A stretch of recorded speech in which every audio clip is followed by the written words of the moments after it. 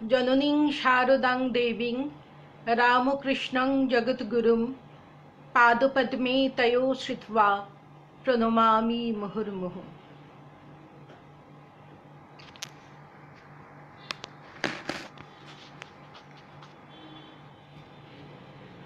সবাইকে জানাই আমার অন্তরের প্রণাম ও শ্রদ্ধা। প্রতি মঙ্গলবার এই সময়ে আমরা একত্রিত হই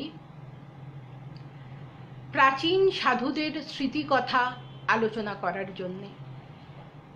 আমরা পরম পূজ্যপাদ ভূতেশানন্দজি মহারাজ, প্রেমেশানন্দজি মহারাজ, সূর্যি মহারাজ, শারদেশানন্দজি এদের সম্বন্ধে আলোচনা করেছি।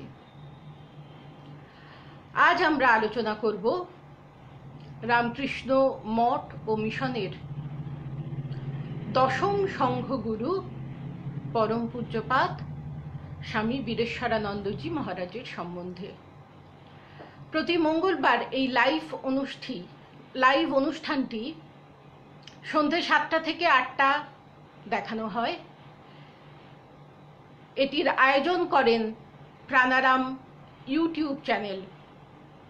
তাই প্রথমেই জানাই আমার অন্তরের কৃতজ্ঞতা তাদের। বীরেশ্বরানন্দজি মহারাজের জীবন অপূর্ব, অনন্য, সাধারণ। তার কর্মে নিষ্ঠা, শ্রদ্ধা দেখে রাজা মহারাজ তাকে বলেছিলেন, প্রভু, I shall make a real প্রভু অফ ইউ। পরবর্তী সময় তিনি হয়ে উঠেছিলেন রামকৃষ্ণ অনুগামীদের কাছে পিতা, মাতা, বন্ধু, সখা। তার পিতা কৃষ্ণপ্রভু, মা নেত্রাবতী দেবী। তিনি মধ্যম পুত্র। তার জন্ম হয় মাদ্রাজে, যখন তার পিতা কৃষি বিশ্ববিদ্যালয়ের অধ্যক্ষ ছিলেন। তারা 3 ভাই, 1 বোন।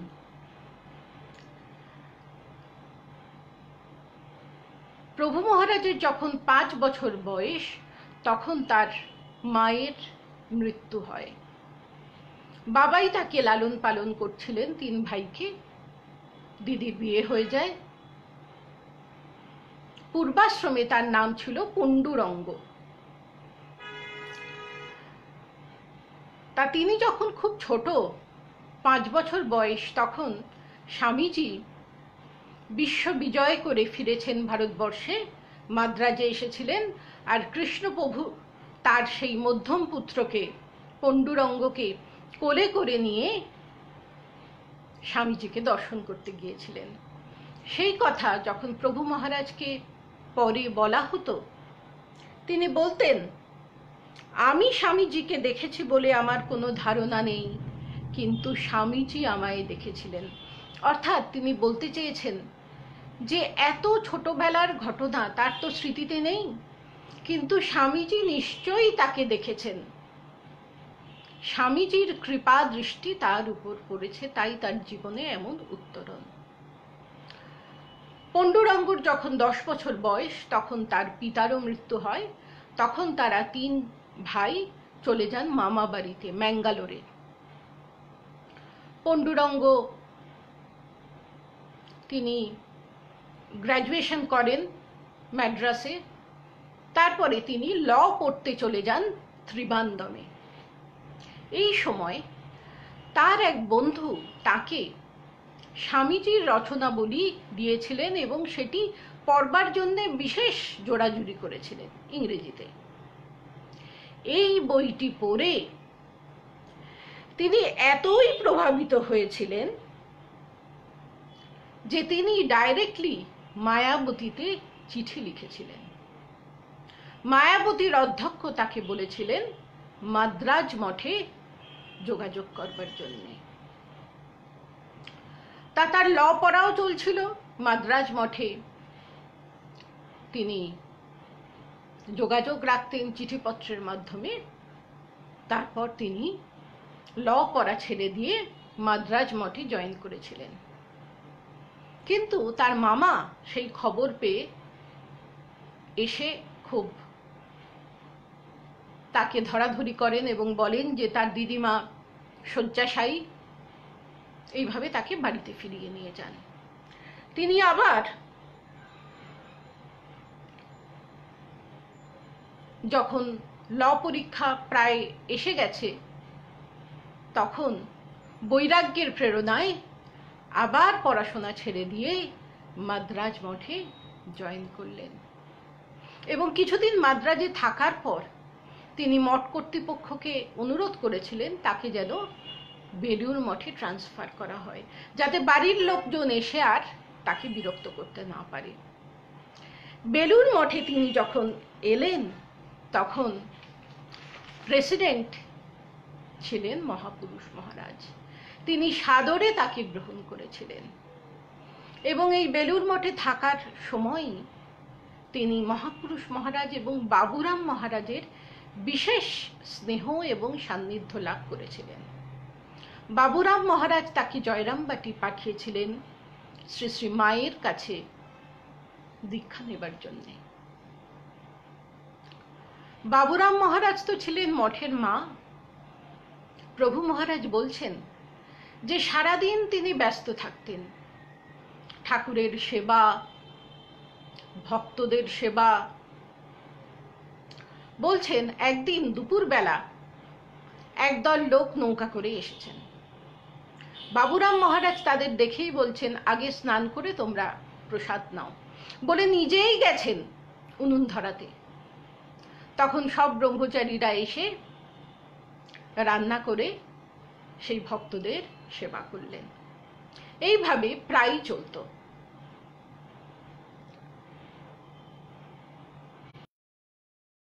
ব্রহ্মচারী পাণ্ডুরঙ্গ সকালে পুরনো মন্দিরের নিচের উঠানটা প্রতিদিন নিজে ঝাঁট দিয়ে দিতেন। এইটা করার জন্য অনেক সময় টিফিনের ঘন্টা পড়ে যেত। তিনি টিফিন পেতেন না, চা পেতেন না, কিন্তু তিনি জানতেন যে রাজা মহারাজ টিফিনের পরে এইখানে এসে বসেন, সেই জন্য প্রতিদিন তিনি এই কাজটি করতেন। তিনি বলেছিলেন যে আমি টিফিন পেতাম না, চা পেতাম না, কিন্তু আমার কোনো ক্ষোভ ছিল না, আমার মন আনন্দে ভরপুর ছিল। কিছুদিন পরে তাকে মাদ্রাজ মঠের কর্মী হিসাবে মাদ্রাজে আবার পাঠানো হলো। মাদ্রাজ মঠের তখন অর্থনৈতিক অবস্থা বিশেষ ভালো ছিল না। সাধু ব্রহ্মচারীদের জুতো সেলাই থেকে চণ্ডীপাঠ সবই করতে হতো। আর পাণ্ডুরঙ্গ, ব্রহ্মচারী পাণ্ডুরঙ্গ, তার তো অ্যাডিশনাল রেসপন্সিবিলিটি ছিল পাচক না এলে রান্না করা। বেশিরভাগ দিনই পাচক আসতেন না আর তিনি রান্না করতেন। এই সময় রাজা মহারাজ মাদ্রাজে এসেছিলেন এবং প্রভু মহারাজ তার ঘনিষ্ঠ সান্নিধ্য লাভ করেছিলেন। বলছেন যে রাজা মহারাজ অনেক গাছ পুঁতেছিলেন আর বলতেন এই গাছের ফল বিক্রি করেই তোমাদের শখানেক টাকা হবে। 1917 সালে রাজা মহারাজ পাণ্ডুরঙ্গকে ব্রহ্মচর্য ব্রতে দীক্ষা দেন এবং 1920 সালে তিনি তাকে ভুবনেশ্বর মঠে সন্ন্যাস প্রদান করলেন। পাণ্ডুরঙ্গ হলেন স্বামী বীরেশ্বরানন্দ। ভুবনেশ্বরে থাকাকালীনই প্রভু মহারাজের শরীর খারাপ হয়েছিল, তাই রাজা মহারাজের আদেশে তিনি চলে গিয়েছিলেন কাশীতে। কাশীর সেবাশ্রমে তখন হরি মহারাজ ছিলেন। তার সৌভাগ্য হলো হরি মহারাজের সঙ্গে তার সঙ্গ লাভ করা, তার স্নেহ লাভ করা। তিনি বলছেন একদিন প্রভু মহারাজ যে হরি মহারাজ রাস্তা দিয়ে চলেছেন আর একদল পিছনে ব্রহ্মচারী আর সাধু চলেছেন। তার রাস্তায় একটা সুন্দর বাড়ি দেখে একজন সাধু বলেছেন, বাহ, বেশ সুন্দর বাড়িটা তো। সঙ্গে সঙ্গে তুরীয়ানন্দজি পিছন ফিরে ঘুরে দাঁড়িয়ে বললেন, সুন্দর বাড়ি তো তোমার কি? অর্থাৎ তিনি বোঝাতে চাইছেন যে এই সাধুটির মনে হয়তো কোনো সুপ্ত বাসনা ছিল যে সুন্দর বাড়িতে সে থাকবে, তাই প্রথম থেকেই তিনি তাকে সতর্ক করে দিচ্ছেন। এইভাবে সাধু ব্রহ্মচারীদের ভুল ভ্রান্তি তিনি শুধরে দিতেন আর তাদের জীবন গঠনে তিনি সাহায্য করতেন। প্রভু মহারাজ যখন কাশীর অদ্বৈত আশ্রমে, তখন তিনি খবর পেলেন যে শ্রী শ্রী মা খুব অসুস্থ। তিনি তাড়াতাড়ি বেলুড় মঠে চলে এলেন এবং মায়ের লীলা সংবরণের সময় তিনি বেলুড়েই ছিলেন। এরপর 1921 সালে তাকে মায়াবতীতে কর্মী হিসাবে পাঠানো হলো। মায়াবতীতে ক্যাশের দায়িত্ব তাকে দেওয়া হয়েছিল, তাছাড়া অনেক কাজ। ভোরবেলা উঠে ফল বাগানে বাঁদর পাখি এদের তাড়ানো, সবজি চাষ করা, অন্য সাধুদের সঙ্গে মৌমাছি চাষ করা, তারপর পোস্টম্যান না এলে চিঠিপত্র পার্সেল নিয়ে সেই লোহাঘাট পোস্ট অফিসে দিয়ে আসা। লোহাঘাট পোস্ট অফিস ছিল 9 কিলোমিটার দূরে, অত দূরে পায়ে হেঁটে যেতে হতো।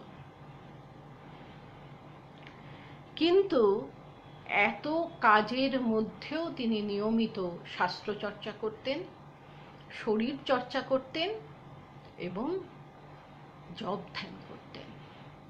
কখনো কখনো আবার ভালো সাউথ ইন্ডিয়ান ডিশেস, ডেজার্ট বানিয়ে সাধু ব্রহ্মচারীদের তিনি খাওয়াতেন। খেলাধুলোর প্রতি তার দুর্নিবার আকর্ষণ ছিল। একটা মজার ঘটনা আছে যে প্রভু মহারাজের একবার খুব পেট ব্যথা হয়েছে মায়াবতীতে, ওষুধে কমছে না। তখন তিনি ভাবলেন কিছুক্ষণ টেনিস খেলে আসি। যেই 1.5-2 ঘন্টা টেনিস খেললেন, পেটে ব্যথা চলে গেল। এমনই খেলার প্রতি তার ঝোঁক ছিল। এরপর তাকে অদ্বৈত আশ্রমের কলকাতা শাখার ম্যানেজার করে কলকাতায় নিয়ে আসা হলো। তার সুযোগ্য পরিচালনায় রামকৃষ্ণ বিবেকানন্দ সাহিত্যের প্রচার উল্লেখযোগ্যভাবে তখন বৃদ্ধি পেয়েছিল। এরপর তাকে অদ্বৈত আশ্রমের অধ্যক্ষ করা হয়। তিনি তখন আবার মায়াবতীতে যান। মায়াবতী শান্ত পরিবেশ, লোকজন বিশেষ নেই, চারিদিকে পাহাড়। সেখানে থাকতে থাকতে সাধুদের মন যাতে নিরস না হয়ে যায়, সেই জন্যে তিনি যখন মায়াবতীতে যেতেন, লুডো, ব্যাডমিন্টন, বিভিন্ন খেলার সামগ্রী তিনি নিয়ে যেতেন। তিনি সবসময় চাইতেন সাধুরা আনন্দে থাকুক আর আনন্দে ঠাকুরের কাজ করুক। মায়াবতী আশ্রমে বসত বক্তৃতার আসর। বিভিন্ন সাধু ব্রহ্মচারীকে সময় ঠিক করে দেওয়া হতো, তাদের বক্তৃতা দিতে হবে। এইভাবে বক্তৃতা দেওয়াও তাদের অভ্যাস হয়ে যেত। কখনো ফ্লাওয়ার শো করা হতো। সাধুরা বিভিন্ন জায়গা থেকে ফুল নিয়ে এসে ফ্লাওয়ার শো করতেন এবং সেই অনুষ্ঠানটি সারাদিন ধরে চলত। জঙ্গলে জঙ্গলে ঘুরে সাধু ব্রহ্মচারীরা নানা রকম ফুল এনে সাজাতেন। অনুষ্ঠানের সূচনা হতো উদ্বোধনী সঙ্গীত দিয়ে, তারপর বক্তৃতা, তারপর বিভিন্ন ইনডোর টুর্নামেন্ট, রিফ্রেশমেন্টেরও ব্যবস্থা থাকতো। সারাদিনের অনুষ্ঠান। সাধুরা সিঙ্গারা, কচুরি, জিলিপি, মালপো এসব বানিয়ে আশ্রমেই বানিয়ে তারা রিফ্রেশমেন্ট করতেন। আর শেষকালে প্রাইজ ডিস্ট্রিবিউশন। প্রধান অতিথি হতেন প্রভু মহারাজ। তিনি সবসময় চাইতেন যে এই শান্ত আশ্রমিক পরিবেশে সাধুরা নিজেদের গড়ে তুলুন, যাতে পরবর্তী সময়ে রামকৃষ্ণ সংঘের গুরুদায়িত্ব তাদের নিতে হবে। মায়াবতীতে তিনি প্রতিদিন ব্রহ্মসূত্র, নারদীয় ভক্তিসূত্রের ক্লাস নিতেন একটা চ্যারিটেবল ডিসপেন্সারি আগে থেকেই ছিল। এরপর তিনি যখন অদ্বৈত আশ্রমে ছিলেন তখন একটা ইনডোর ইউনিট আর অপারেশন থিয়েটারও তার প্রচেষ্টায় সেগুলিও তৈরি হয়। অদ্বৈত আশ্রমের অধ্যক্ষ থাকাকালীন তিনি একবার কলকাতায় এসেছেন। এই সময় অখণ্ডানন্দজি তিনি উদ্বোধনে এসেছেন। আর অদ্বৈত আশ্রমে কলকাতায় শাখায় সেদিন এক ভদ্রলোক এসেছিলেন। তিনি আম আর ডাব নিয়ে এসেছিলেন সাধুদের খাওয়ার জন্য। তা ৩-৪ জন সাধু উদ্বোধন থেকে সেদিন অদ্বৈত আশ্রমে এসেছিলেন, তাদেরও ডাব আর আম দেওয়া হয়।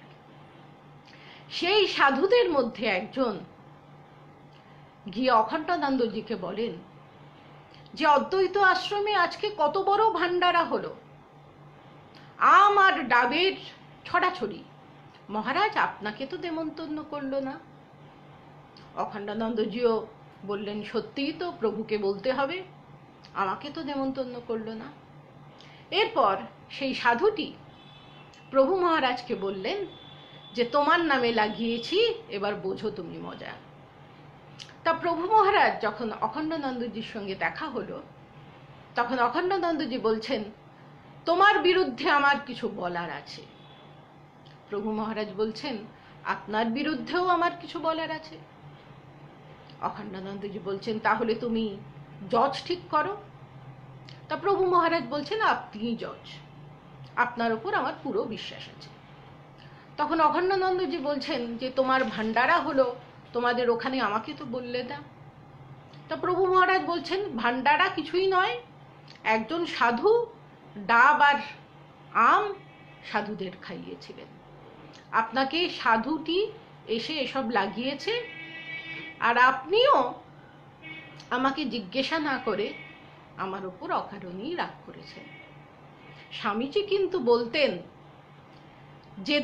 যে দোষ করবে তার সঙ্গে কথা বলবে, সেটা নিয়ে অন্য কারোর সঙ্গে কোনো কথা বলবে না।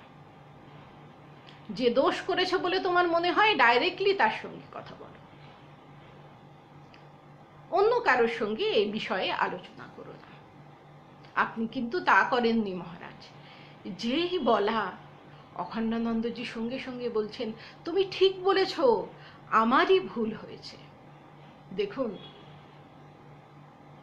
ঠাকুরের সন্তান এরা কি নিরভিমানী।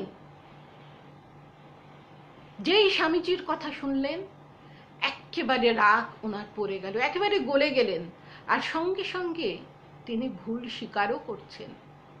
এই তো শিক্ষা প্রাচীন সাধুদের কাছ থেকে, ঠাকুরের সন্তানদের কাছ থেকে পাওয়া যায়। তা প্রভু মহারাজ বলছেন যে আমি তো জিতে গেলাম মামলায়, এবার আপনাকে ক্ষতিপূরণ দিতে হবে। বলছেন, ঠিক আছে, কি ক্ষতিপূরণ দিতে হবে বলো। না, একদিন অদ্বৈত আশ্রমে কলকাতায় গিয়ে আপনাকে দুপুরবেলা প্রসাদ নিতে হবে, একেবারে বিকেলে চা খেয়ে সন্ধ্যাবেলা ফিরবেন। তা অখণ্ডানন্দজি বলছেন, ঠিক আছে। তো উনি গেছেন একদিন, কিন্তু দুপুরবেলা খাওয়ার পরে তিনি যাওয়ার জন্য ব্যস্ত। তখন প্রভু মহারাজ ভাবছেন, এই দুপুরে গরমে রোদে কত না কষ্ট হবে। তাই বলছেন, মহারাজ আপনি যদি সন্ধে অবধি থেকে যান, আপনাকে এমন একটা জিনিস খাওয়াবো আপনি কোনোদিন খাননি। তা মহারাজ বলছেন, ঠিক আছে, আমি থেকে যাব।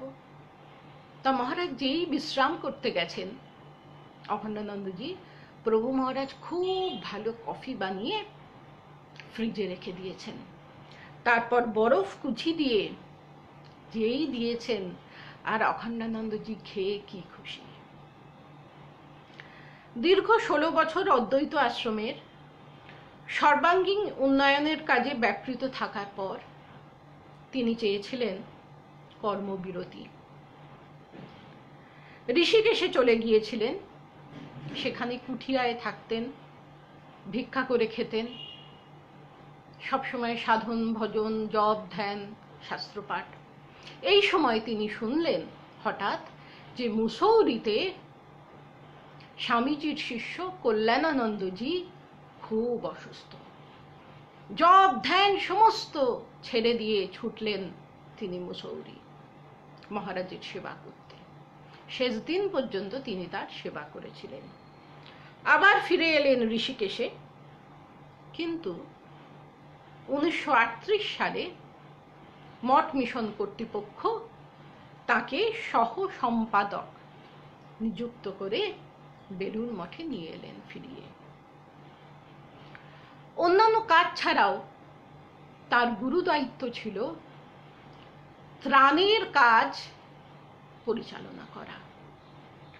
1943-44 সালে ভয়াবহ দুর্ভিক্ষ হলো। চারিদিকে হাহাকার, চারিদিকে কান্নার রোল। এতটুকু খাবার নিয়ে হানাহানি, মারামারি, এমন পরিবেশের সৃষ্টি হলো যে সাধুরা মাথা ঠিক করে ত্রাণের কাজই করতে পারছেন না, বিপত্তির সৃষ্টি হচ্ছে। এই সময় গৌর মহারাজ বলে একজন সাধু, তার খুব মেজাজ গরম হয়ে গেল। তিনি প্রভু মহারাজকে এসে বললেন, রইল আপনার কাজ আপনি করুন, আমি পারবো না। প্রভু মহারাজ কিন্তু সব সময় অবিচলিত, ধীর স্থির, একটু রাগ করলেন না। বললেন, দেখছি গৌর মহারাজ রেগে গিয়ে আরো গৌর হয়ে গেছেন। তোমরা গরম গরম চা খাও, গরমে গরম কমে। তারপর নিজের কাছে ডেকে নিয়ে এসে তিনি বলছেন, ভাই, এটা কি তোমার আমার কাজ? এ তো ঠাকুরের কাজ। তোমার অসুবিধাটা কোথায়, সমস্যাটা কোথায়, আমাকে বলো। মহারাজের কাছে অনুপ্রেরণা পেয়ে তিনি আবার ঝাঁপিয়ে পড়লেন কাজে। তার মধ্যে ছিল একটা ভালোবাসায় ভরা মন আর অসীম ধৈর্য। এই দুটি ছিল কিন্তু তার নেতৃত্বের চাবিকাঠি। সবাইকে দিয়ে সবকিছু করিয়ে নিতে পারতেন। কিন্তু কর্তব্য কর্মে তিনি ছিলেন দৃঢ়নিষ্ঠ। সেখানে এদিক থেকে ওদিক হবে না। একজন সাধু স্মৃতিচারণ করছেন যে আগের দিন রাতেই আমি দেওঘর থেকে ফিরেছি এবং ট্রেনে সারা রাত জেগে ফিরেছি। সকালে বেলুড়ে পৌঁছাবার একটু পরেই প্রভু মহারাজ ডেকে পাঠালেন, বললেন, এক্ষুনি যাও, হাওড়া থেকে 2টো ট্রেনের টিকিট কেটে আনো, ত্রাণের জন্যে আজই 2জন সাধুকে পাঠাতে হবে। তা সেই সাধুটি বলছেন, আমি সারা রাত জেগে একটুক্ষণ আগেই পৌঁছেছি। প্রভু মহারাজ শুধু হাসলেন। আদেশের কিন্তু কোনো হেরফের হলো না। তা সেই সাধুটি মঠ অফিস থেকে টাকা নিয়ে টিকিট কাটতে গেলেন হাওড়া স্টেশনে। কিন্তু দেখছেন বিশাল লাইন। ওই লাইনে দাঁড়িয়ে টিকিট পাওয়া সম্ভব নয়, সারাদিন কেটে যাবে। তখন তিনি সুপারিনটেন্ডেন্টকে রিকোয়েস্ট করলেন। সুপারিনটেন্ডেন্ট 2টো টিকিট তাকে দিলেন। সেই সাধুটি বলছেন, আমি যখন 2টো টিকিট নিয়ে ফিরছি তখন কিন্তু সারা শরীরে আমার কোনো ক্লান্তি নেই। তখন আমার মনে সাফল্যের আনন্দ। ভারত স্বাধীন হওয়ার সময় এবং আগে পাকিস্তান থেকে বহু বিপর্যস্ত মানুষ ভারতবর্ষে এসেছিলেন। এইসব ছিন্নমূল মানুষের পুনর্বাসনের দায়িত্ব তিনি কাঁধে তুলে নিয়েছিলেন। ঠাকুরের সেবাযজ্ঞে তার তীক্ষ্ণ বুদ্ধি আর হৃদয়বত্তার পরিচয় দিয়ে তিনি এই গুরুদায়িত্বের পরিচালনা করেছিলেন। তার সহ সম্পাদক থাকার সময় সারদা মঠ প্রতিষ্ঠিত হলো, নতুন যুগের সূচনা হলো। পরম পূজ্যপাদ দ্বাদশ সংঘগুরু ভূতেশানন্দজি মহারাজ বলছেন যে স্বামীজির স্বপ্নকে সাকার করতে, স্বামীজির তো স্বপ্ন ছিল স্ত্রীমঠ হবে, বীরেশ্বরানন্দ মহারাজ কি পরিশ্রমী করেছেন। চাঁদা সংগ্রহ করেছেন, প্রচুর পরিশ্রম করে তিনি অর্থ সংগ্রহ করেছেন এবং বহুদিন তাকে এই জন্য বাইরেও থাকতে হয়েছিল। সারদা মঠের দ্বিতীয় অধ্যক্ষা মোক্ষ প্রাণা মাতাজি বলছেন যে শুরু থেকে প্রতিষ্ঠা পর্যন্ত প্রতিটি বিষয়ে প্রভু মহারাজ খোঁজ নিতেন। তার নিত্যদিনের কাজই ছিল, এবং সন্ন্যাসিনী ব্রহ্মচারিণীরা তার কাছে পেয়েছেন পিতৃস্নেহ।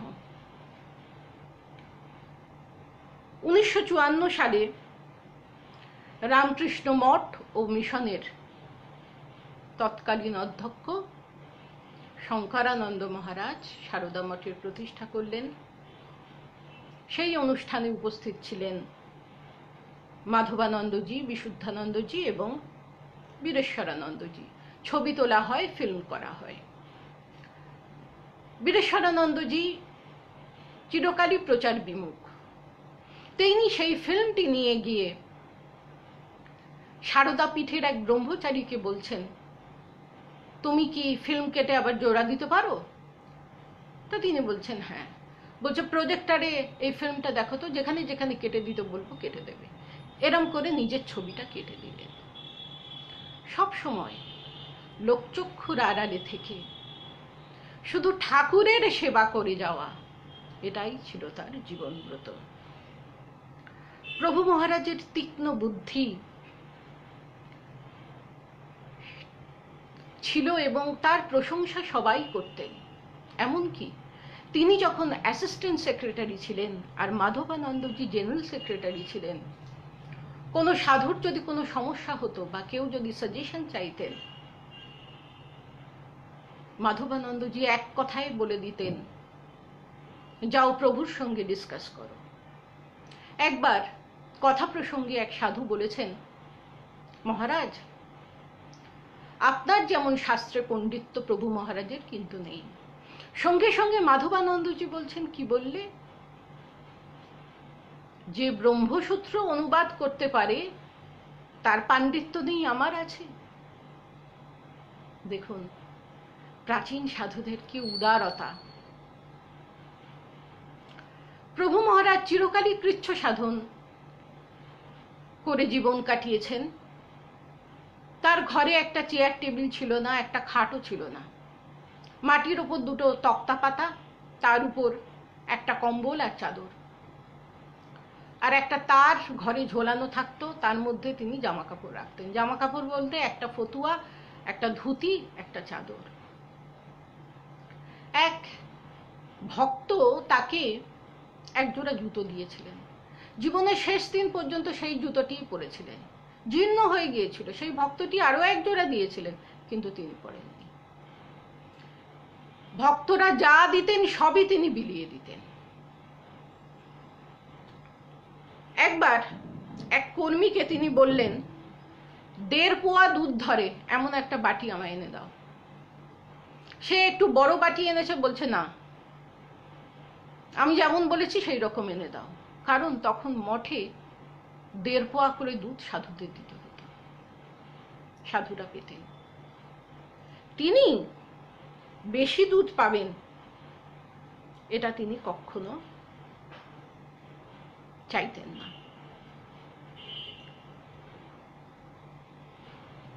তিনি যে অ্যাসিস্ট্যান্ট সেক্রেটারি, সেই জন্যে তিনি বেশি সুযোগ নেবেন, অন্যদের থেকে আলাদা চোখে লোকে তাকে দেখবে, এটি কখনো তিনি বরদাস্ত করতেন না। 1961 সালে তাকে জেনারেল সেক্রেটারি পদে নিযুক্ত করা হলো। এই সময় তার প্রশাসনিক দক্ষতা আর ক্ষুরধার বুদ্ধির পরিচয় রামকৃষ্ণ মঠের ইতিহাসে স্বর্ণাক্ষরে লেখা আছে। সংঘের শতাধিক কেন্দ্রের সঙ্গে তিনি সুদৃঢ় সম্পর্ক স্থাপন করেছিলেন। প্রতি বছর বেলুড় মঠে হেড কনফারেন্স চালু করেছিলেন, অর্থাৎ সেন্টারের যারা অধ্যক্ষ তারা এসে তাদের ভালো মন্দ, সুবিধা অসুবিধা এসব নিয়ে ডিসকাস করবে। এবং সাধারণ মানুষের সঙ্গে সম্পর্ক স্থাপন, সেটাও তিনি কিন্তু খুব গুরুত্ব দিতেন। জনসাধারণের সঙ্গে সংযোগ বৃদ্ধি পেয়েছিল কিন্তু উল্লেখযোগ্যভাবে। তার জেনারেল সেক্রেটারি থাকার সময়। আর সব সময় সাধু ব্রহ্মচারীদের খোঁজ রাখতেন। কোন ব্রহ্মচারী অসুস্থ, তার কাছে ওষুধ পৌঁছায়নি, ওষুধ পৌঁছাবার ব্যবস্থা করতেন। কার ধুতি নেই, ধুতি দেবার ব্যবস্থা করতেন। কার গরমের কাপড়ের অভাব, গরমের চাদর ব্যবস্থা করতেন। শিলং রামকৃষ্ণ আশ্রমের এক ব্রহ্মচারী তিনি বলছেন যে মহারাজ যখন শিলংয়ে গিয়েছিলেন তখন তিনি তাকে বলছেন, আচ্ছা পূর্বাশ্রমে তোমার অডিট করার তো অভিজ্ঞতা ছিল, তা আমাদের বিভিন্ন সেন্টার থেকে যে অ্যাকাউন্ট স্টেটমেন্টগুলো আসে সেগুলো তুমি পরীক্ষা করে দেখতে পারবে? তো ব্রহ্মচারীটি বলেছে, হ্যাঁ পারবো। তাকে বেলুড় মঠে নিয়ে এসেছেন। এবার তার কাজের জন্য একটা টেবিল চেয়ারের প্রয়োজন। তা মঠ অফিসে একটা টেবিল ছিল, কিন্তু সেই টেবিলটি যিনি ব্যবহার করতেন তিনি প্রত্যেকটা ড্রয়ার চাবি দিয়ে বন্ধ করে সেই চাবি নিয়ে কাশিতে চলে গেছেন অবসর যাপন করতে। প্রভু মহারাজ সেই চাবি এনে প্রথমে সেই ড্রয়ারগুলো খুললেন।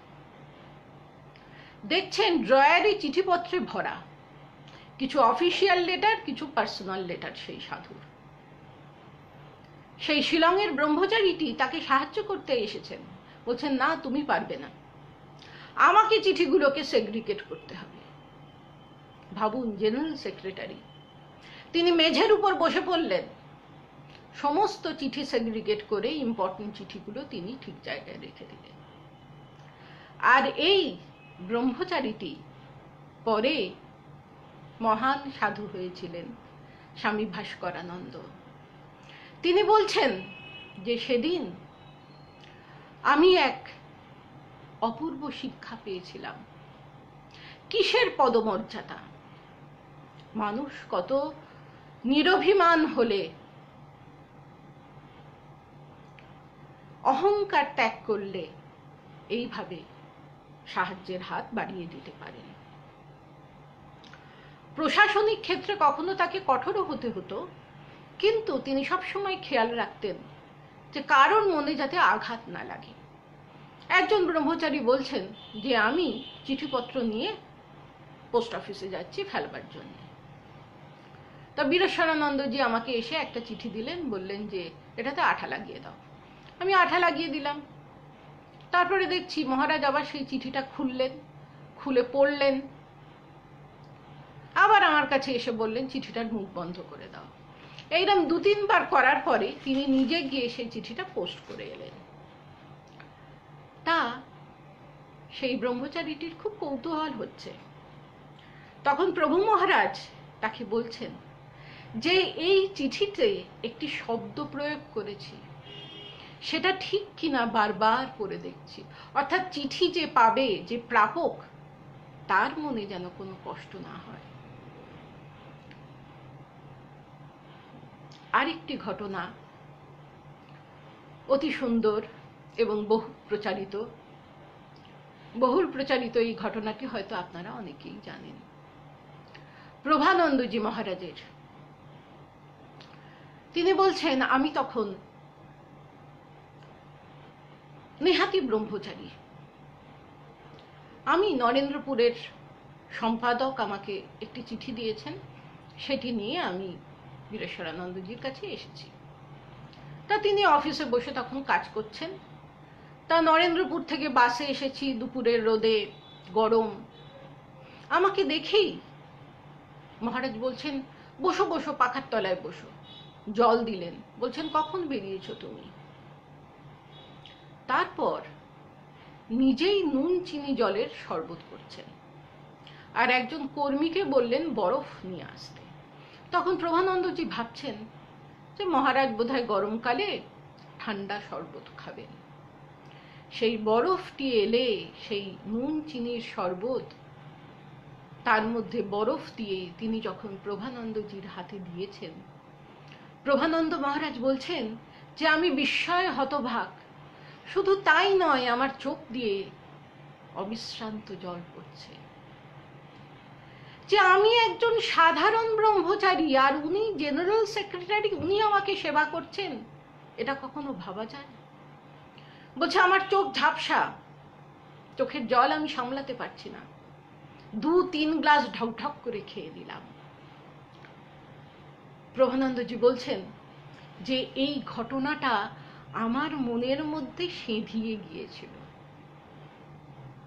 এমন ইমপ্রেশন পড়েছিল যে ভোলার নয়। সেদিন আমিও অভিভূত হয়ে গিয়েছিলাম তার ব্যবহারে। প্রখ্যাত গবেষক ডাক্তার শঙ্করী প্রসাদ বসু স্বামী বিবেকানন্দ সমকালীন ভারত এই বইটি লেখার জন্য তাকে ভারতবর্ষের বিভিন্ন জায়গায় ঘুরে তথ্য সংগ্রহ করতে হয়েছিল। তিনি বীরেশ্বরানন্দজির কাছে এসে সাহায্য চেয়েছিলেন। বীরেশ্বরানন্দজি শুধু যে তাকে আর্থিক সাহায্য করেছিলেন তা নয়, প্রতিটি সেন্টারে তিনি বলে দিয়েছিলেন যাতে শঙ্করী প্রসাদ বসুর কোনো থাকা খাওয়ার অসুবিধা না হয় এবং পার্টিকুলার যে ব্যক্তির সঙ্গে তিনি যোগাযোগ স্থাপন করতে যাচ্ছেন তার সঙ্গে যেন যোগাযোগ স্থাপিত হয় তাদের সাহায্যে। কৃতজ্ঞ চিত্তে শঙ্করী প্রসাদ বসু বলেছিলেন, সবই ঘটল প্রভু মহারাজের চিঠির কারণে, অনেক দরজাই খুলে গেল। এবং এই বইটি লেখার জন্য তিনি বিবেকানন্দ পুরস্কারও পেয়েছিলেন। তিনি সেকেন্ড পার্সন যিনি এই পুরস্কারটা পেয়েছিলেন। প্রথম পেয়েছিলেন বিখ্যাত আমেরিকান লেখিকা Marie Louise Burke. Marie Louise Burke তিনি স্বামীজির অবদান সম্পর্কে পাশ্চাত্যে বহু বছর ধরে বহু কষ্ট করে অনেক তথ্য সংগ্রহ করেছিলেন। Swami Vivekananda invest new discoveries এই বইটি লেখার জন্য দিনের পর দিন, মাসের পর মাস তিনি বেলুন মঠের গেস্ট হাউসে থাকতেন এবং সন্ধ্যাবেলা বীরেশ্বরানন্দজিকে এই ম্যানুস্ক্রিপ্টটা পড়ে শোনাতেন। মহারাজ তার মূল্যবান উপদেশ দিতেন। তিনি মেরি লুই বার্গের নাম রেখেছিলেন সিস্টার গার্গি। মহারাজ অত্যন্ত মেথডিক্যাল ছিলেন, খুব কম খেতেন, স্বল্প আহারী, এবং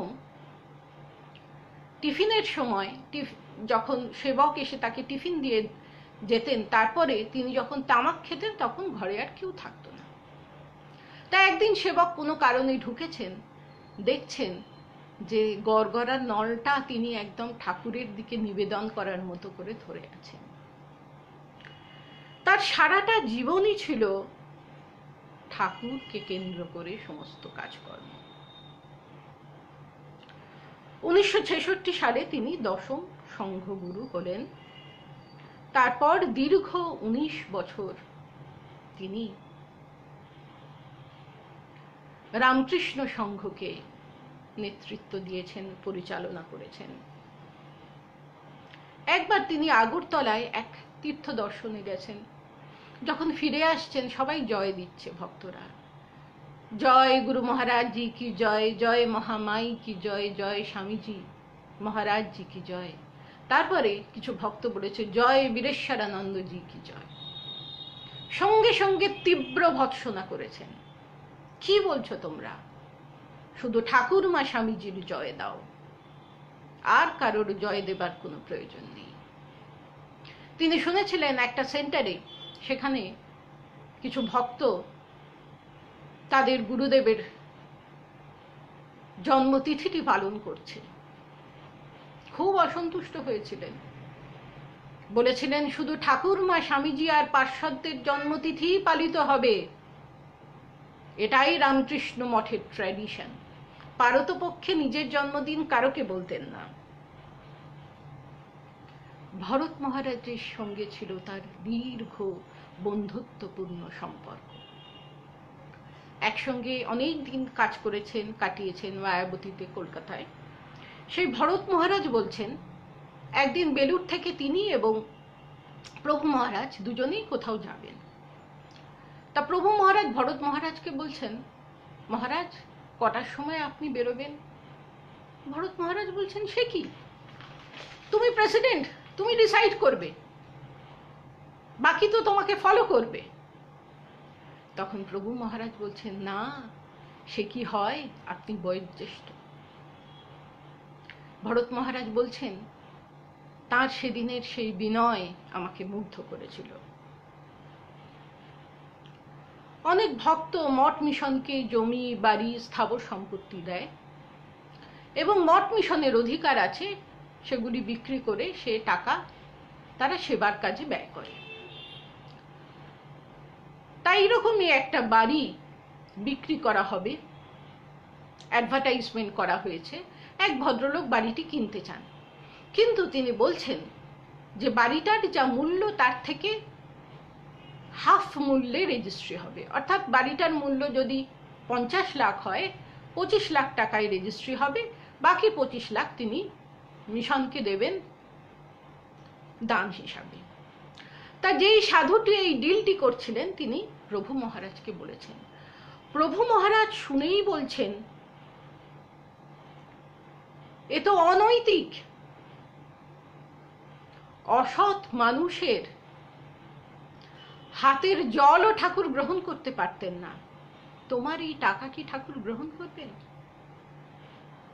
কোনো ম্যানিপুলেশন নয়। স্বামীজি যে রুলস সেট করে দিয়ে গেছেন, শাকের করি শাকে এবং মাছের করি মাছে ব্যয় হবে, তাই হবে। একবার বম্বে থেকে এক ভক্ত অনেক আম নিয়ে এসছেন। অনেক আম নিয়ে এসে তিনি প্রভু মহারাজকে বলছেন, মহারাজ আপনার জন্য আম এনেছি। মহারাজ বলছেন, কি, কার জন্য এনেছো? ভক্তটি বলছে, আপনার জন্য এনেছি মহারাজ। মহারাজ কিচ্ছু বললেন না। ভক্তটি চলে যেতে সেবককে বললেন, এই আম ঠাকুরের সেবায় লাগবে না, এটি এক্ষুনি কিচেনে পাঠিয়ে দাও, সাধুদের খাওয়ার সময় দিয়ে দেবে। একটি আমও তিনি স্পর্শ করলেন না। স্বামী দয়ানন্দের সঙ্গে ছিল তার খুব বন্ধুত্বপূর্ণ সম্পর্ক। একবার দয়ানন্দজি দেওঘরে গেছেন, সেই শুনে প্রভু মহারাজও দেওঘর বিদ্যাপীঠে গিয়ে হাজির হয়েছেন, কারোকে কিছু না বলে। তা দয়ানন্দজি দুপুরে খাওয়ার পর একটু বিশ্রাম করছেন, আর প্রভু মহারাজ তার জানলার কাছে গিয়ে মিয় মিয় মিয় মিয় এরকম আওয়াজ করছেন। তখন দয়ানন্দজি ভেবেছেন বোধহয় বিড়াল এসছে, তড়াক করে লাফিয়ে এসে তিনি জানলার কাছে এসে দেখছেন না, বিড়াল নয়, তার প্রিয় বন্ধু প্রভু মহারাজ দাঁড়িয়ে আছেন। এমনই ছিল এদের ভালোবাসা। আর ছিল মহারাজের রসবোধ। আত্মস্থানন্দজি মহারাজ স্মৃতিচারণ করছেন, বলছেন, বিরজানন্দজির যখন শরীর চলে গেছে, আত্মস্থানন্দজি তো বিরজানন্দজি সেবক ছিলেন, তখন তিনি মর্মাহত, হতাশ হয়ে বেলুড়ে মায়ের মন্দিরে বসে আছেন। তাই দেখে প্রভু মহারাজ তাকে ডেকে নিলেন কাছে, বলছেন, তোমার খুব কষ্ট হচ্ছে, মহারাজের শরীর চলে গেছে, তো বলো তো এখন বিরজানন্দজি কি করছেন? আত্মস্থানন্দজি বলছেন, আমি কি করে বলবো? বলছেন, শোনো, এখন বিরজানন্দজি রামকৃষ্ণ লোকে আছেন, আর স্বামীজি তাকে দেখে বলছেন, কালীকেষ্ট, তুই এতদিন পরে এলি, যা একটা ভালো করে রোস্ট বানিয়ে নিয়ে আয়। আত্মস্থানন্দজি বলছেন যে ওনার বলার ধরনে আমার মনের ভার অনেকটা লাঘব হলো। এইভাবে তিনি এনকারেজ করছেন, বলছেন, তুমি চোখের জল ফেলছো, আর তোমার মহারাজ কোথায় আছেন জানো? তিনি তো রামকৃষ্ণ লোকে স্বামীজির সঙ্গে বসে চিকেন রোস্ট খাচ্ছেন। এমনই ছিল তার রসিকতা। বেলুড় মঠে একবার ঠাকুরের তিথি পুজোর সময় প্রথমে সন্ন্যাস হবে, তারপরে ব্রহ্মচর্য দীক্ষা হবে, ব্রহ্মচারীরা সব উপবাস করেছেন। তা মহারাজ বলছেন যে নির্জলা উপবাস করতে পারলে ভালো, কিন্তু যারা পারবে না তারা জল টল খেও, ফল টল খেও, ঠাকুরের প্রসাদ খেও। আসলে কি জানো, সবটাই মনের। এই যে সন্ন্যাস ব্রহ্মচর্যের ভাবটা সারা জীবন মনে ধরে রাখা, এটাই হচ্ছে আসল কথা। তারপর বলছেন, তোমাদের একটা গল্প বলি শোনো। এক গৃহিণী, তিনি ওই শিবরাত্রির উপোস করেছেন। তার গৃহকর্তা সকালবেলা বলছেন যে আমার খিদে পেয়েছে, খেতে দাও। তা গৃহিণী বলছেন, এই সবে শিবরাত্রি শুরু হলে এখনই কেন খাবে, পরে খাবে। দুপুরবেলা আবার গৃহকর্তা বলছেন কিছু খেতে দাও। গৃহিণী বলছেন, আরে এক প্রহর তো হোক অন্তত, তারপরে খাবে। তারপরে সন্ধেবেলা গৃহকর্তা বলছেন খুব খিদে পেয়েছে, কিছু খেতে দাও। তো গৃহিণী বলছেন যে দাঁড়াও দাঁড়াও, আগে দ্বিতীয় প্রহরের পুজোর আয়োজন তো করি, তারপরে তোমায় খেতে দেবো। তো দ্বিতীয় প্রহরের আয়োজন যখন করে এসছেন, তখন সন্ধে হয়ে গেছে। এমন সময় তাদের পাশের বাড়ি থেকে একটা কান্নার আওয়াজ শোনা যাচ্ছে। তখন গৃহিণী বলছেন, দেখে এসো তো ও বাড়িতে কি হচ্ছে, কে কাঁদছে। তখন গৃহকর্তা বলছেন, কি আবার হবে, ও বাড়িতেও আমার মতো কোনো গৃহকর্তা তোমার মতো কোনো গিন্নির পাল্লায় পড়েছে। অর্থাৎ খিদেতে তো পেটের নাড়ি ভুঁড়ি চুই চুই করছে, এবার এই বাড়ি থেকেও কান্নার আওয়াজ শোনা যাবে। আর এই সব কথা বলতেন, আর ব্রহ্মচারীরা হেসে খুন হতেন। একবার সারদা মঠের এক ব্রহ্মচারিণী মহারাজকে দর্শন করতে এসেছেন, প্রণাম করতে এসেছেন। তিনি বলছেন, মহারাজ, সারদা মঠে তো চা ভালোবাসি, বলাই যায় না। মাতাজিরা বলেন তুমি চা খাও না চা তোমায় খেয়েছে, অর্থাৎ তুমি নেশাগ্রস্ত হয়েছ। তখন মহারাজ বলছেন, প্রভু মহারাজ তো খুব চা খেতে ভালোবাসতেন। তার অফিস ঘরে একটা ইলেকট্রিক কেটল ছিল, সবসময় নিজে চা বানাতেন আর খেতেন, কারো সেবা নিতে চাইতেন না কখনো। তা তিনি বলছেন, দেখো, চায়ের বদনাম কখনো সহ্য করবে না, সব সময় বলবে all time is tea time, আর না হলে বলবে চা তাতায় কিন্তু মাতায় না। অর্থাৎ চা খেলে ভালো লাগে, কিন্তু মাতাল কেউ হয় না চা খেয়ে। মহারাজের ভক্ত ছিলেন বিখ্যাত ফুটবলার সুভাষ ভৌমিক। তিনি এসে মহারাজকে প্রণাম করে আশীর্বাদ নিয়েছেন, কারণ তিনি ইন্ডিয়াকে রিপ্রেজেন্ট করছেন, দিল্লিতে যাচ্ছেন ইন্ডিয়ার সঙ্গে কোনো বিদেশি দলের ফুটবল ম্যাচ। কিন্তু ঘটনাক্রমে সেই ম্যাচে ইন্ডিয়া হেরে যায়, 2-1 গোলে হেরে যায়।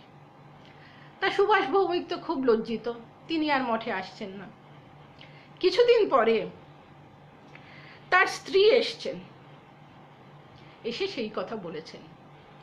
তখন মহারাজ এক প্যাকেট মিষ্টি সুভাষ ভৌমিকের জন্য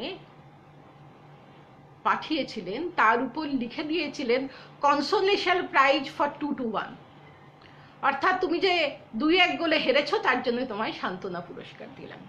এমনই ছিল তার রসবোধ।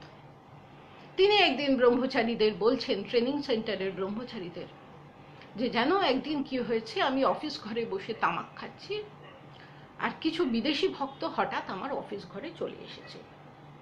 তখন তো আমি সেবককে বলছি তাড়াতাড়ি গড়গড়াটা সরিয়ে নিতে, কিন্তু বিদেশিরা মুগ্ধ আপ্লুত, তারা বলছে এখানে তো দেখছি আকাশে বাতাসে আধ্যাত্মিকতার গন্ধ। অর্থাৎ তামাকের গন্ধটা তারা বলছে আধ্যাত্মিকতার গন্ধ। এমনই তিনি মজা করতেন। মহারাজ সংঘ অধ্যক্ষ হওয়ার পর তার যে মাতৃভাব সেটা সর্বব্যাপী হয়েছিল। 1948 সালে ভয়াবহ বন্যা হয়। তিনি মঠের সাধু ব্রহ্মচারী কর্মীদের বলেছিলেন সব কাজ ছেড়ে দিয়ে তোমরা ত্রাণের কাজ করো।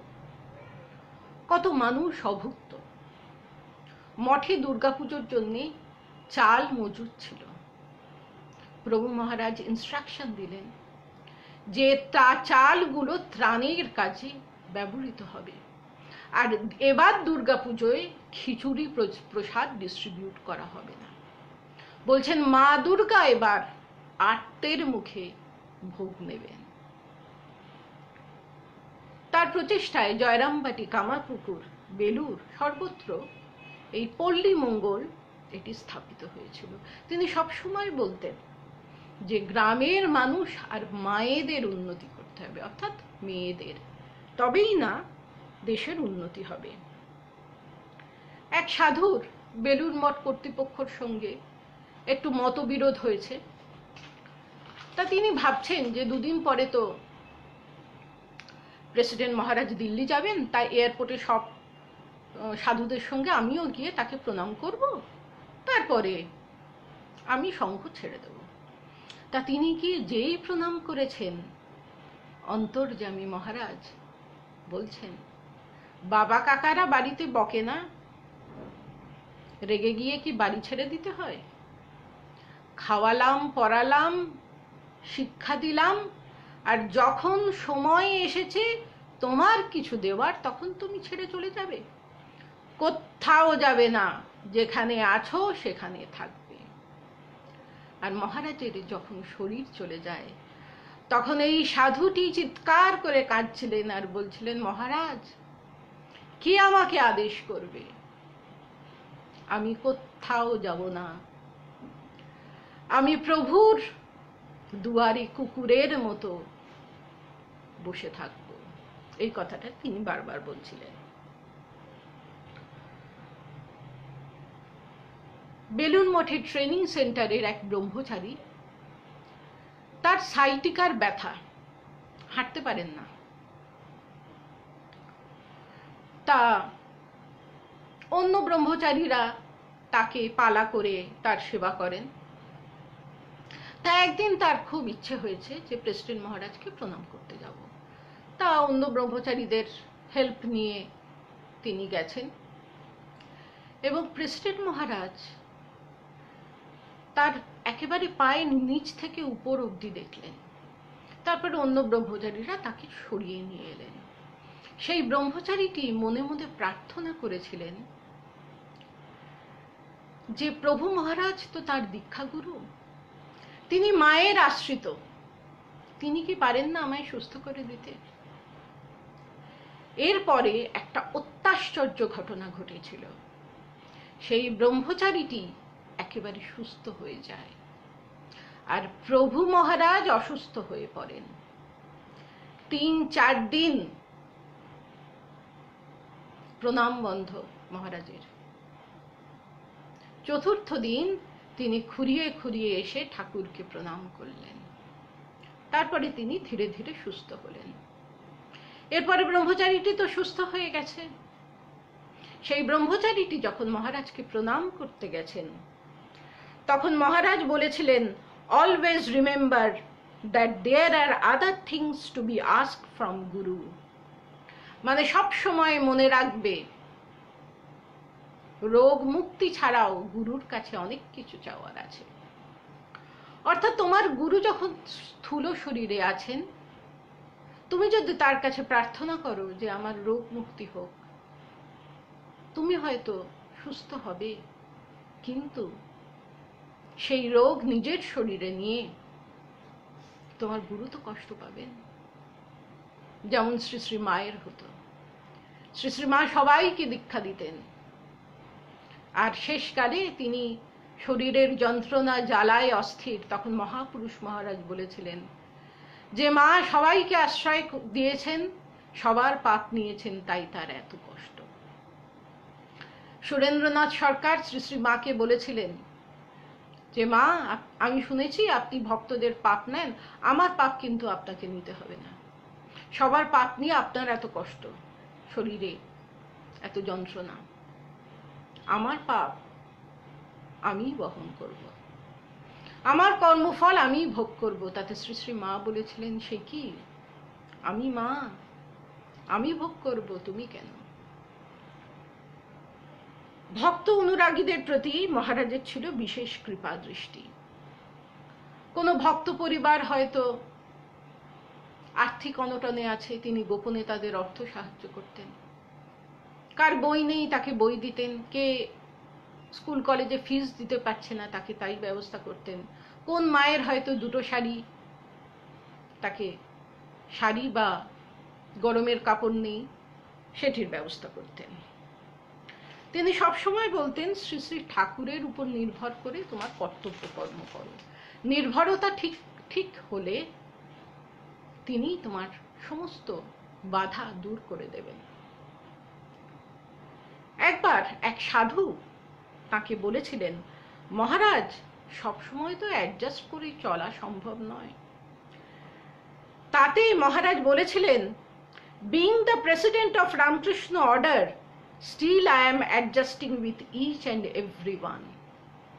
তুমি বলছো অ্যাডজাস্ট করা সম্ভব নয়, আমি রামকৃষ্ণ মঠ মিশনের সংঘ গুরু, সংঘ অধ্যক্ষ হয়ে প্রতিটা ক্ষেত্রে, প্রতিটা সময়, প্রতিটা লোকের সঙ্গে অ্যাডজাস্ট করে চলেছি, আর তুমি বলছো অ্যাডজাস্ট করতে পারবে না। তিনি বলতেন, সংঘে সাধু জীবনে থাকতে গেলে দুটো জিনিসের প্রয়োজন, একটা গন্ডারের চামড়া আর একটা গরুর জিভ।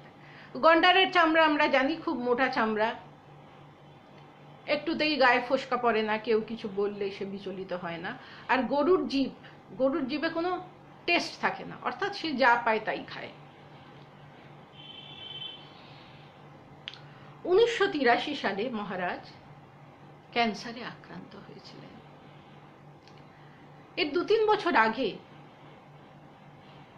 তার এক ভক্ত সস্ত্রীক এসেছিলেন তাকে প্রণাম করতে এবং খুব কাঁদছিলেন। সেই ভক্ত দম্পতিটি জানান যে সেই ভদ্রলোকের গলায় ক্যান্সার হয়েছে, ডাক্তাররা দেখে তাই বলেছেন। তখন প্রভু মহারাজ বলেছিলেন যে এ তো কলকাতার ডাক্তাররা বলেছে, তোমরা বম্বেতে গিয়ে ট্রিটমেন্ট করাও, এবং বম্বের মিশনের সঙ্গে সঙ্গে ফোন করে দিয়ে বললেন এদের থাকা খাওয়ার ব্যবস্থা করো আর বেস্ট ডাক্তারের সঙ্গে অ্যাপয়েন্টমেন্ট করো। সেই ভদ্রলোক যখন বম্বেতে গেলেন তখন ডাক্তাররা বলল আপনি ঠিক সময় এসেছেন, একদম ফার্স্ট স্টেজ, অপারেশন করলে একেবারে সুস্থ হয়ে যাবেন। তা সত্যিই তিনি সুস্থ হয়ে গিয়েছিলেন এবং পরবর্তী সময় তিনি যখন সুস্থ হয়ে মহারাজের কাছে এসেছিলেন, মহারাজকে প্রণাম করে গেছেন, ভালোই ছিলেন। তা মহারাজেরও ক্যান্সার হয়, এই খবরটি চারিদিকে ছড়িয়ে পড়ে এবং সেই ভক্তটি মহারাজকে প্রণাম করতে এসেছিলেন এবং এই খবর শুনে তিনি পাগলের মতো হাউ হাউ করে কেঁদেছেন আর মাটিতে গড়াগড়ি খেয়েছেন, বলছেন আমি সুস্থ হয়ে গেলাম আর আমার ব্যাধিটি নিয়ে মহারাজের ক্যান্সার হলো। ভক্তরা এত ভালোবাসতেন তাকে। তা ওনার ট্রিটমেন্ট হচ্ছে ক্যান্সারের, মাঝে মাঝে ভালো থাকেন, মাঝে মাঝে খারাপ হয়। একদিন তিনি মোটামুটি সুস্থ আছেন, তখন একজন সাধু এসে তাকে বলছেন, মহারাজ আপনি তো আজ ভালো আছেন, ডাক্তাররা বলেছে যে আপনার সব অর্গান ঠিক ঠিক মতো কাজ করছে। তখন উনি বলছেন, একটা গল্প শোনো। একজন একটা মোটর গাড়ি কিনতে গেছে, তাকে মোটর গাড়ি যেখানে কিনতে গেছে তাকে অনেকগুলো গাড়ি দেখানো হয়েছে, তা তিনি একটা গাড়ি বেচেছেন আর জিজ্ঞেস করেছেন যে all parts are equally good. তখন সেই ভদ্রলোক যিনি গাড়িটি সেল করছেন তিনি বলেছেন ইয়েস। তা ভদ্রলোক খুশি হয়ে সেই গাড়ি নিয়ে গাড়ি চালিয়ে চলেছেন। কিছু দূর যাবার পর একটা চাকা খুলে গেল, একটু যাওয়ার পর আরেকটা খুলে গেল, তৃতীয়টা খুলে গেল, চতুর্থটা খুলে গেল। তখন রেগে মেগে সেই গাড়ি ফেলে দিয়ে তিনি সেই দোকানে এসেছেন, এসে বলছেন আমি বলেছিলাম ভালো গাড়ি দিতে, আমি এও বলেছিলাম যে all parts are equally good, আপনি বলেছিলেন হ্যাঁ, আপনি তো মিথ্যে কথা বলেছেন। তা সেই ভদ্রলোক, সে সেলস ম্যানেজার বলছে যে হ্যাঁ আমি তো ঠিকই বলেছি, all parts are equally good, সেই জন্যই তো 4টে চাকা একসঙ্গে খুলে গেছে, 4টে চাকাই খুলেছে। অর্থাৎ এই সূক্ষ্ম রসিকতার মধ্যে তিনি বলছেন যে ডাক্তাররা যে বলেছে তার অর্গান সব ঠিক ঠিক কাজ করছে, এমনই তার অবস্থা। 1985 13ই মার্চ সাংঘাতিক শ্বাসকষ্ট শুরু হলো। মহারাজের বুক পকেটে রুমালে বাঁধা একটা ছোট্ট রূপোর কৌটো ছিল, তাতে শ্রী শ্রী মায়ের পদরজ ছিল। তিনি গহনানন্দ মহারাজকে ইশারা করে সেই কৌটোটা নিয়ে নিতে বলেছিলেন। দুহাত তুলে সমস্ত সাধু ব্রহ্মচারীদের আশীর্বাদ করেছিলেন। তারপর হাত জোর করে ঠাকুরমা স্বামীজিকে প্রণাম করে তিনি নিমগ্ন হলেন গভীর ঘুমে। তার জীবন দীপটি নির্বাপিত হলো এবং সেই খবর চারিদিকে ছড়িয়ে পড়তে সাধু ব্রহ্মচারী ভক্তরা অনুগামীরা যে যেখানে পাচ্ছে, যে যেখানে শুনছে, তারা ছুটে আসছে তাদের রিয়েল হিরোকে শেষ শ্রদ্ধা জানাতে। ভক্তদের দেখে মনে হচ্ছে তারা শোকাহত, পিতৃহারা। আমরা পরের মঙ্গলবার আবার ঠিক সন্ধে 7টায় একসঙ্গে মিলিত হব এই লাইভ অনুষ্ঠানে। অন্য কোনো বরেণ্য সাধুর জীবন আলোচনা করব, নিজেরা সমৃদ্ধ হব, ঋদ্ধ হব। পরম পূজ্যপাদ স্বামী বীরেশ্বরানন্দজির চরণে জানাই আমার ভুলণ্ঠিত প্রণাম। আপনারা সবাই আনন্দে থাকুন, ভালো থাকুন, আর স্মরণ মননে থাকুন। ভগবানের নাম করলে সেই নামের মাধ্যমে ভগবানের শক্তি সঞ্চারিত হয়, যা ভক্তের জীবনে কৃপারূপে বর্ষিত হয়। তাই স্মরণ মনন খুবই জরুরি। মায়ের নামে থাকুন, মনের আনন্দে থাকুন। আজ এখানেই শেষ করছি। নমস্কার।